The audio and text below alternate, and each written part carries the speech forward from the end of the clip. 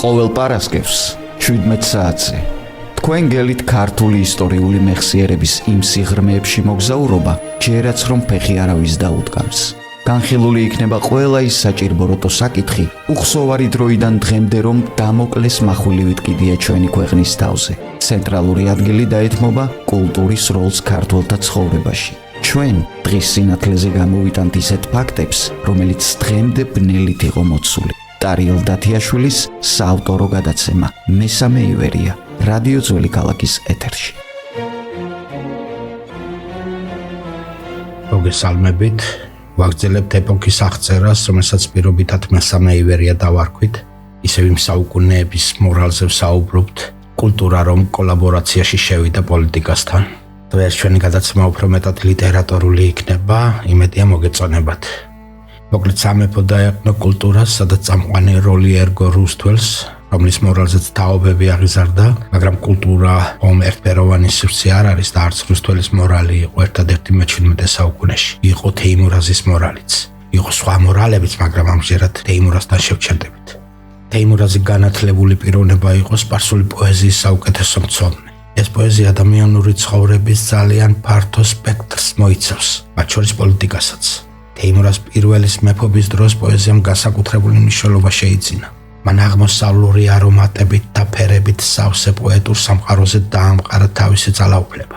საინტერესო პიროვნებაა, ირანში აღიზარდა ინტელექტუალურად, ისნობს ძველ ბერძნულ ფილოსოფიას, ერკვევა თეოლოგიაში, ფლობს საბუნების მეტყველო მეცნიერებებს. მართალია არ იცნობს ამ დარგის უახლეს ევროპულ მიღწევებს, ყოველივე საფუძვლად და მამოძრავებლად ჯერ კიდევ 4 ელემენტის, ცეცხლის, წყლის, მიწისა და ჰაერის ურთიერთქმედებას მიიჩნევს, მაგრამ აქვს სამყაროს მატერიალისტური ახსნის მოთხოვნილება. თუმცა ამავე დროს ღვთისმოშიში და ურჯულოს მოძულია. ამბობს ქრისტეს მონავარ მითამ ძულს მეჩიტი მინარანი და, მაგრამ მეჩეთი რომ ძულს ეს იმას არნიშნავს, რომ ეკლესია უყვარს. თვითონ ამ სიყვარულზე ამაღლებულია. ყოფიერების უმაღლესი ფორმა და სარწმუნოებაც მისთვის თავისუფლებაა. ყველა ღირებულება თავისუფლებაზეა დამოკიდებული. რამდენადაც თავისუფალი ხარ, იმდენად არსებობს დანარჩენი ყველაფერი. არ დაგვავიწყდეს ის მეფეა და სრულყოფილად თავისუფალი უნდა იყოს. სხვანაირად მეფე ვერ იქნება. არასოდეს არაფერზე ნანობს, თავს არაფერს შეაკლავს, ის საყვარელი მდგომარეობა კი ბაგისა და ღვინის გაბაასება. ამ მარადიულ მიჯნურს გული მუდამ ეკალმოხის ისრებით აქვს დაცხრილური, თუმცა ამავე დროს, როგორც ყველა პოეტი, ცინიკოსია, უყვარს საკუთარი თავის დაცინვა. მოუსვენარია ერთ ადგილზე ვერ ჩერდება, თავნებადად დაუჯერებელია, მარტო თავის ჭკუაზე დადეს.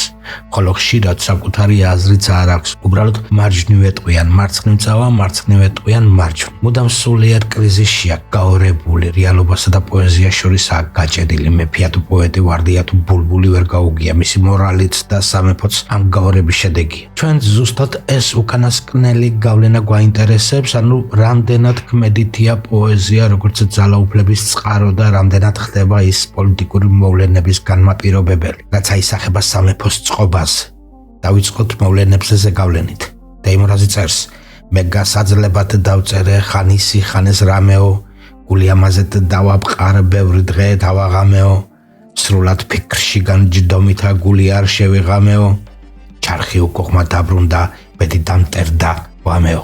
საერთოდ ყველაზე დიდი სისუსტე, რაც პოეზიას ახასიათებს პოლიტიკაში, მისი სპონტანური ხასიათია. წინასწარ ვერ იტყვი რა არის მისგან მოსალოდნელი. ასეთი იყო თეიმურაზიც. თუმცა პოეზია მარტო თეიმურაზის კი არა, მთელი პოლიტიკური აზროვნების მახასიათებელი იყო მის ეპოქაში, რაც ხანდახან საღი აზრისათვის შეუთავსებელ მოვლენებს განაპირობებდა. მარტო სვიმონ მეფისა და მწვანილის ამბავი რა დღეს. თეიმურაზის პოეტურ გაკანებასთან სვიმონ მეფეს ადმივა. ძნელი მისახვედრიც არაა, ჩარხი რომ უკუღმა ბრუნავს, ამიტომ ჯდება ის ლექსის საწერა თუ ღამეებს რომ ათენებს წერაში, ამიტომ ბრუნავს ჩარხი უკუღმა. წარმოიდგინეთ რომ მეფე ხარ, შენს თავს უამრავი რამ ხდება, გიჩის მოვლენების თავმოყრა და რეალური მდგომარეობის გააზრება. უდიდესი საფრთხის წინაშე დგახარ, შენ მთლიანად შემთხვევაზე ხარ დამოკიდებული, არ გაქვს წოდომა მოვლენების განმაპირობებლებთან, ვერ აკონტროლებ ტრის მოქმედებას და ასე შემდეგ. ამასთან ერთად შენ თვითონაც არ გაქვს არანაირი სტრატეგიული გეგმა და არ მიყვები ამ გეგმას თანმიმდევრულად. სტაბილურობის განცდა რომ შეიქმნა, რაც რთულ სიტუაციაში სასიცოცხლოდ მნიშვნელოვანია. გაქვს მხოლოდ საკუთარი ყდისგან ნაბოძები უნარებისა და თავგანწირვის იმედი და ლოცულობ რომ ამან იმუშაოს და ყველაფერი დამთავრდეს კეთილად. ბუნებრივია ღმერთს ეხარ ასეთ შემთხვევაში დამოკიდებული და ყველაფერს მას მიაწერ, რადგან ყველაფერი ბოლო წამს ხდება, ბოლო წამს ირკვევა, ასპინძის ბრძოლაშიც კი სადაც ქვეყნის ბედიღბალი იყო სასწორზე, ყველაფერი ბოლო მომენტში გადაწყდა, მარადაც ბოლო წამს წავაგეთ, პოეზიაც ამ ბოლო წამს ხდება. მაგალითად, თეიმურაზ სასოწარკვეთილებაში აგდებდა გეოპოლიტიკური მარტოობა. მის პოეზია ზუსტად ამ რეალობის შეცვლაზე ოცნება. და ერთხელ მან შეკაზმა ცხენი და გაემართა დიდუეთს რუსეთისაკენ მიმავალი სამხედრო გზის გასახსნელად. როგორც ბერი ეგნატაშვილი ამბობს, წადა იქამდე რუსეთის გზის შოვნა და ზურგის მოგმა რუსეთის ხელმწიფისგანო. რუსები არავის ჩაუყენებია საქმის ხურში. ასეთ მნიშვნელოვან ექსპედიციას ხომ წინასწარის შეთანხმება და ნიადაგის შემზადება ჭირდება. მსგავსი არაფერი ყოფილა. ეს იმ დღეს მოფიქრებული და განხორციელებული გეგმა იყო. ისტორიული სასოწარკვეთილებისა და პოლიტიკური პოეზიის ბრწყინვალე ნიმუში. დიდი ფასი გადაიხადა ამაში მთელმა ქვეყანამ. ასევე, როდესაც ქართკახეთს ძალა გამოეცალა და ბოლოს აღიარა ირანის ვასალობა, ირანის დათმობებზე წავიდა და საბოლოოდ მოხდა შეთანხმება, თეიმურაზმა დიდი ლხინი გამართა მშვიდობის მიღწევის აღსანიშნავად. მეორე დღეს კი ჯარი შეყარა და პირდაპირ ირანის ტერიტორიებს შეესია. ყაჯართა ტოლმიდე და ბუდიანად ამოწყვიტა. უამრავი მსგავსი მაგალითის მოყვანა შეიძლება. თეიმურაზის მთელი პოეზიის საბოლოო შედეგი კი ასეთი იყო. ისტორიიდან ვიცით, რომ კახეთის სამეფომ მე-16 საუკუნეში ირანის ქვეშევრდომობის მიღებით თითქმის 40 წლიანი მშვიდობა მოიპოვა. ამ დროის განმავლობაში ეს კურთხეული მხარე ისე მოშენდა, რომ თურმე სანადირო ადგილებიც კი უკვე აღარ მოიპოვებოდა. ნადირობის მოყვარული ალექსანდრე მეორე ხანდახან ხუმრობით და ალბათ სიამაყითაც იტყოდა: ახნე ტარძიოხერ მექნეს კახეთი რათა მაკუნდეს სანადირონი მრავალიო. ხუმრობდა მეფე, ნეტა გავერანდებოდეს ჩემი ქვეყანა ბევრი სანადირო ადგილები მექნებოდაო. რაზეც ვახუშტი ცოტა არ იყოს ირონიულად შენიშნავს, რომ ელექნა ძის ძესა მისა თეიმურაზსო. თეიმურაზმა აუსულა ბაბუას ნატყვა. გაღვერანა კახეთი. პოეზიის გამოვლინება შეიძლება ბოლო მომენტში ხდება, მაგრამ ამავე დროს მას ერთგვარი სისტემურობაც ახასიათებს, ანუ დროშით ზემოქმედებს, რეალობაზე მისთვის დამახასიათებელი წესით.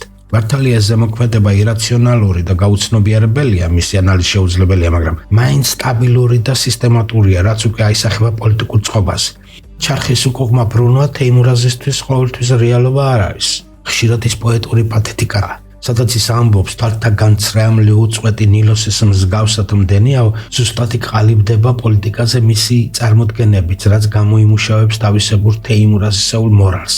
მეტაფორულად რომ თქვათ, თეიმურაზი ტარიელია, წყლის პირას მჯდარი აზიელი კაცი, რომელიც რამლებს ზღვრის საკუთარ უბედობაზე, მაგრამ რუსთველის მორალში უმოქმედო ტარიელს ავსებს საფთანდილ, აღმოსავლეთს დასავლეთი, ჭვრეტას ანალიზი. და ამიტომაც რუსთველის პოეზია არ არის მოწყვეტილი რეალობისგან, არამედ ამ რეალობასთან გამკლავების ინსტრუმენტია მაშინ, როცა თეიმურაზი ავთანდილო ტარიელია, მისი პოეზია მოვარდნილია მოვლენების ჯაჭვიდან და მხოლოდ ირაციონალური, გაუცნობიერებელი იმპულსებით მჟღავნდება რეალობაში.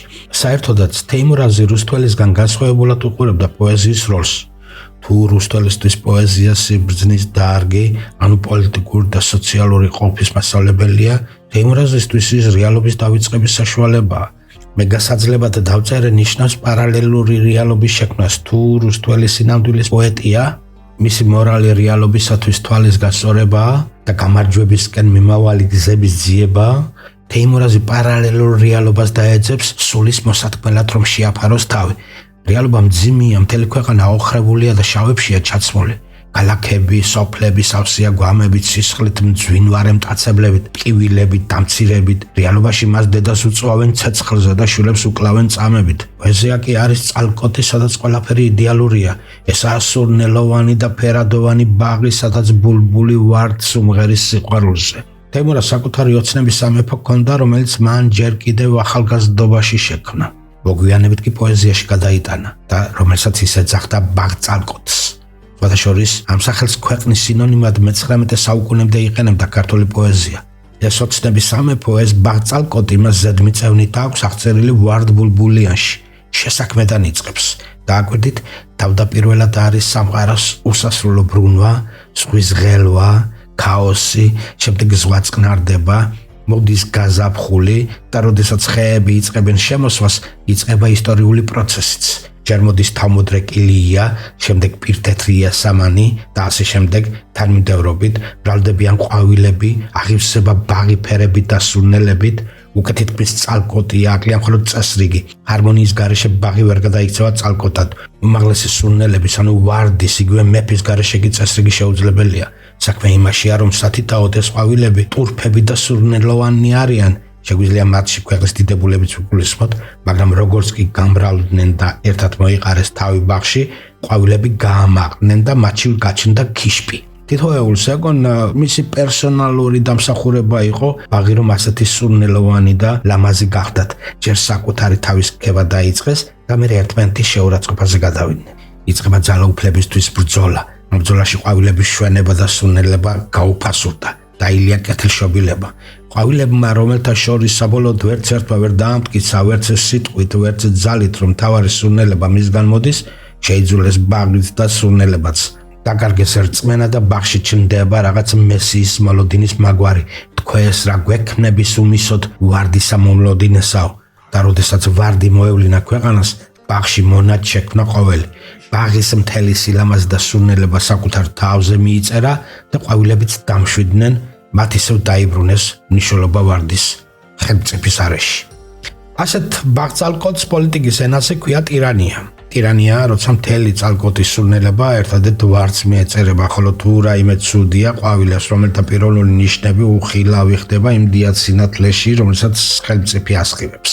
ამიტომ ის, რაც პოეზიაში ბაღწალკოტია, რეალობაში ტირანია ხდება და პოლიტიკური თვალსაზრისით თეიმურაზიც ზუსტად ტირანიისკენ მიმსწრაფველი პოეტია. ამის დამადასტურებელი მრავალი კლასიკური ნიშანი აქვს თეიმურას ნაჩვენები.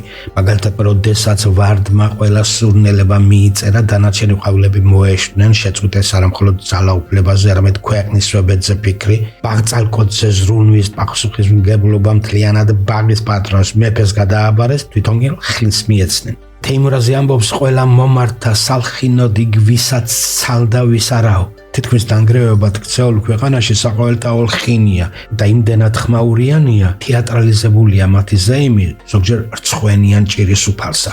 თუმცა თვითონ მეფე ვარდი ამას არაფრად აგდებს. ბედნიერია, ყველაფერი მის ირგვლივ ტრიალებს, მის სურვილებს ემორჩილება, ყველას უყვარს, ყველა ეთაყვანება, ცეცაში აყავთ ქებით, ღვთაებრივი შარავანდედით მოსავენ, ერიწინასწარ მეტყველს ეძახის, მეფეს კი გულში ეცინება. ასე ამბობს, რადგან არ ვცხრები ქებასა, უგონი ვარ ამათ მისანიო. ქება ჩვენს ენაზე მნიშვნელოვან საკითხებზე განსაკუთრებით კი ნართენ მომავალზე დაუსრულებელ ლაპარაკს ნიშნავს. იმდენად მოწონს საკუთარი თავი ღმერთსაც კი მბრძანებლობს. მიაჩნია, რომ მებაღე ბაღს ისე უნდა უვლიდეს და ისე აწესრიგებდეს, როგორც მის, ანუ ვარდის ნებასრული შეესაბამება. ტირანიის დროს ხომ ღმერთი მეფის ჭკუაზე დადის. ერთი სიტყვით თეიმურასთან რუსთველის მრავალფეროვნების ნასახიც კი არ არის პირიქით. მრავალფეროვნება წარმოდგენილია შურისა და მტრობის სათავეთ, როგორც აღმოსავლური ტირანიისთვისაა დამახასიათებელი. ზის თეიმურაზი ღრუბლებში და თავის არეში არ აკარებს არავის. ყველაფერი მისგან არის და ყველაფერი მისთვისაა. ესაა მისი საოცნებო სამეფო, რომლის გადმოტანაც უნდა რეალობაში. რამდენადაც ის ცდილობს პოეზიის შეტანას რეალობაში, იმდენად შედის რეალობაც მის პოეზიაში. დააკვირდით, როდესაც ჰარმონია მყარდება, წალკოტში მოდის ბულბული, რომლის პოლიტიკური მნიშვნელობა იმაშია, რომ ტირანიაზე მეოცნებე თეიმურაზი მასში ხედავს ხალხს. ბულბულში ერი იგულისხმება, თანთ ცოტა რა მაცვია, ანუ ჩაუცმელია, დაბიოა, რომელიც ეუნება ვარდს, მე და ეს ბაღი შენს ხელთვართ, შენ მოგებარეთო. ერთს გულწრფელად უყვარს თავისი მეფე, გამუდმებით მის არესა ტრიალებს, მის საგრძელო სვანს, მის მზეს ფიცულობს. ვარდი კი აგდებით ეკითხება, მე ბაღის ვინაა ეს ჩიტიო? არიცნობს მას, არიცნობს საკუთარ ხალხს და არიცნობს ერს, ართulis მას იმის ღირსად, რომ მეფეს სიყვარულზე ელაპარაკოს. სიყვარულისგან ბულბულს ბევრჯერ წასვლია გული, შეწირვია სიყვარულს. სუსულოდ ეკალთა ძირსა დაცემულა. მეფე ვარდს რომ ეს დაუნახავს, მებარესათვის უთქვამს, გაიტანე დამარხეო. გულწასული ერის დამარხვა რომ დაუპირებიათ საცოდავს ამოუკნესავს, ცოცხალვარო. ეს რეალური ისტორიაა, მეგობრებო. მეფე ვერ იგებს თავისი ხალხის გულის ტკივილს, არ ესმის რატომ დაკვნეს ის გამუდმებით თავზე ეს უსახლკარო და ღარიბი, რაც გადაეკიდა.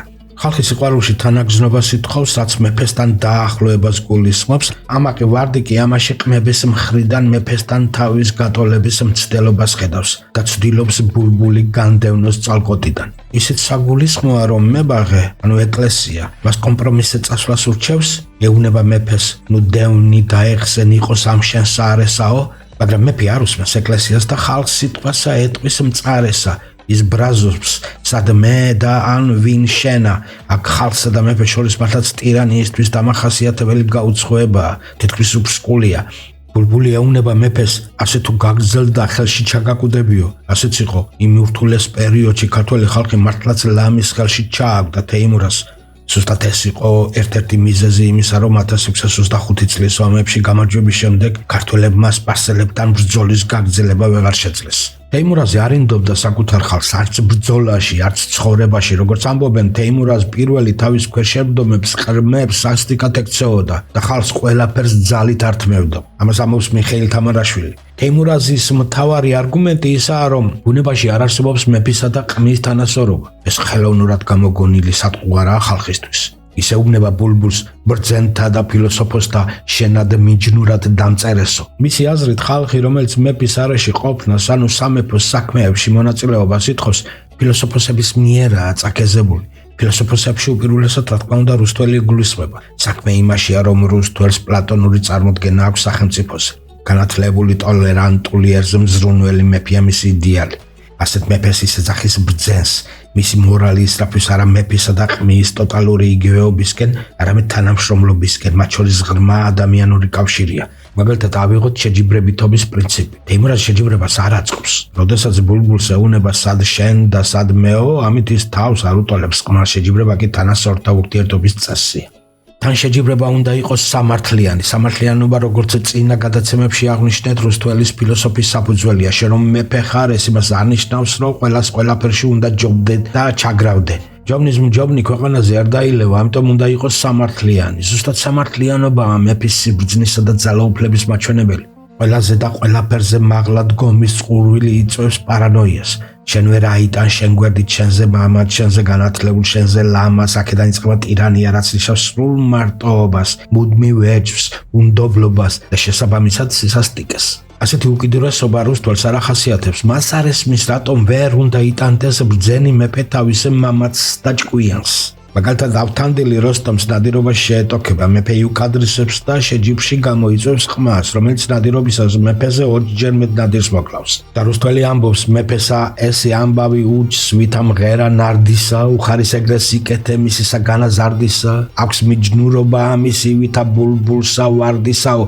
რუსთველის აზრით ასეთი ოჯახური ინტიმი უნდა კონდეს ბრძენ მეფეს საკუთარ სამეფოში. და ზუსტად ეს ჩააგონეს ხალხს, ანუ ბულბულს, ბრძენ ფილოსოფოსებმა, რაშიც თეიმურაზი ძალაუფლების დაკარგვის საფრთხეს ხედავს. მოკლედ რომ ვთქვათ, თეიმურაზის ოცნებამ მკაცრი ცენტრალიზებული სახელმწიფოს შექმნა სპარსულ ყაიდაზე და აბსოლუტურ მონარქად გახდომა. ამ საკითხში გიორგი სააკაძის ამხანაგება. ეს ამისთვის გამოსავალი იმ ძიმე სიტუაციიდან, რასაც ქართლ კახეთში ხედავს. სადაც მისივე აღწერით დიდებულები ერთმანეთსაც ეკიშპებიან, არც მეფეს ერიდებიან და ხშირად მტრებსაც მოუძღვებიან საკუთარ ქვეყანაში, რაშიც ის რუსთველს ადანაშაულებს. უნდა ვიცოდეთ, რომ მაშინდელ საქართველოში მთავარი გარანტი იმისა, რითაც მეფე ინარჩუნებდა ძალაუფლებას, ზუსტად დიდებულებს შორის არსებული წინააღმდეგობა იყო.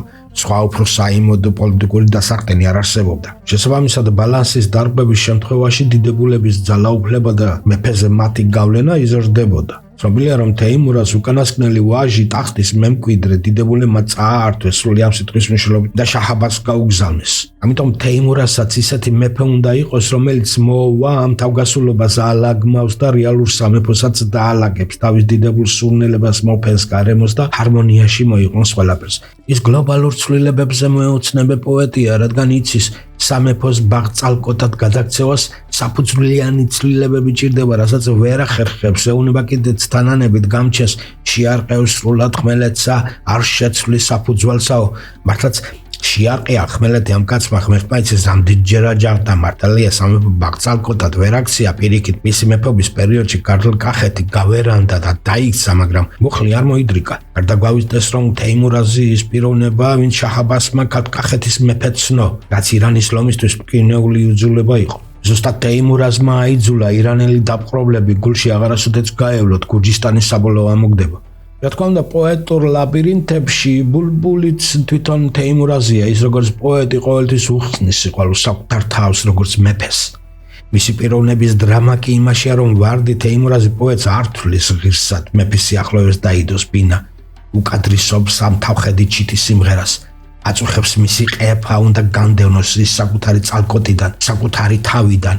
მეფისათვის ეს დამამცირებელია, ბულბული ყმა და დაბადებული და დაუშვებელია მეფეში არსებობდეს ყმა.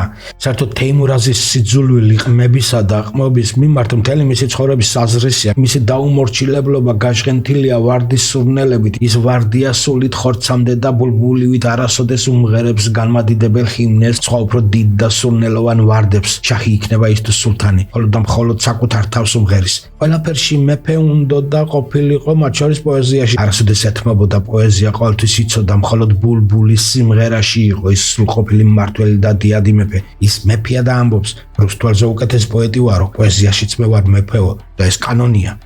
საბოლოოდ იმას ვიტყვი, რომ როდესაც სასოწარკვეთილება მუზის სახეს იღებს, სოფლისადმი სამდურავი რაღაც უცნაურ სიტყვივებას აფრქვევს.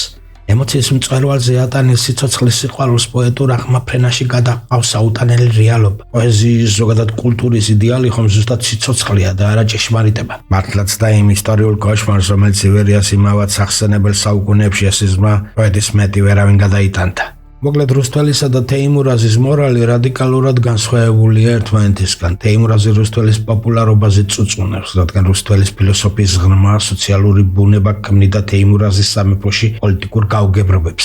შედარებისთვის რუსთველის ფილოსოფიის გავლენა უნდა იყოს მეფე ლუარსა პირველი საქციელი, რომელიც შაჰ-აბასს ჩაბარდა, ხალხი და სამეფო რომ აუხრებისგან გადაეჩინა. ეს სენტიმენტალიზმი არის დამახასიათებელი სიცოცხლის ფილოსოფიისთვის. ხალხისათვის მეფის მიერ თავგანწირვა ძალიან გავს რუსთველის მორალს, რომელიც ვარდბულბულის ერთიანობას გადაგებს და მოწყალე, ერზე მზრუნველი და ხალხის სიცოცხლის დამცველი მეფის კულტს აფუძნებს. როგორც ვიცით, 7 წლიანი პატივრობის შემდეგ ლუარსაბი ციხეში მოააშთვეს. ეკლესია მის წმინდანად შერაცხა. ასევე განსხვავებულია რუსთველის და თეიმურაზის მიზნები. რუსთველის მიზანია სამართლიანობის აღდგენა და დაკარგულის, მიტაცებულის, ძალით წართმეულის დაბრუნება. თეიმურაზის მიზანი კი ძალაუფლებაა, ანუ მისი მიზნები კონცენტრირდება ხელისუფლების გამყარებაზე, ამიტომ რეალობის ფუნდამენტური შეცვლა თეიმურაზის მიზანი იმის მიხედვით, როგორც მას არ მოუდგენია სრულყოფილი პოლიტიკური წყობა. ანუ მისი მიზანი და მორალია რეალობის საკუთარ თავზე, საკუთარ ოცნებაზე მორგება. დღეს ამით დავამთავროთ, შემდგომ გადაცემაში ჩვენ განვაგრძობთ საუბარს მე-17-მე-18 საუკუნეების ივერიულ მორალზე, რომელსაც კიდევ რამდენიმე რთული ფენა ჰქონდა. მომავალ შეხვედრამდე. ყოველ პარასკევს 17 საათზე თქვენ გელით ქართული ისტორიული მეხსიერების იმ სიღრმეებში მოგზაურობა, ჯერაც რომ ფეხი არავის დაუდგამს. განხილული იქნება ყველა ის საჭირბოროტო საკითხი, უხსოვარი დროიდან დღემდე რომ დამოკლეს מחვილივით კიდია ჩვენი ქვეყნის თავზე. ცენტრალური ადგილი დაეთმობა კულტურის როლს ქართველთა ცხოვრებაში. ჩვენ დღის სინათლეზე გამოვიტანთ ისეთ ფაქტებს, რომელიც დღემდე ბნელით იყო მოცული. ტარიელ დათიაშვილის საავტორო გადაცემა მესამე ივერია, რადიო ძველი ქალაქის ეთერში.